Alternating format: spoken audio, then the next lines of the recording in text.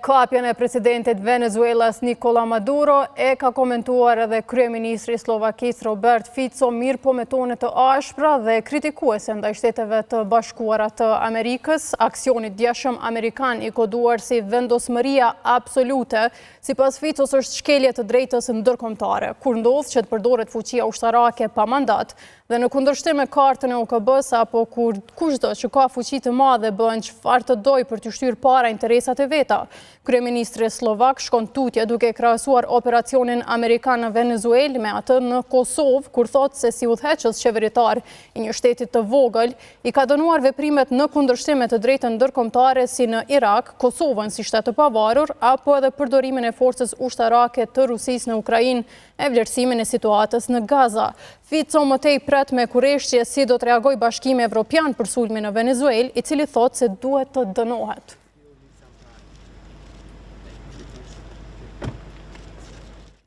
Këtij reagimit kryeministrit të Slovakisë Robert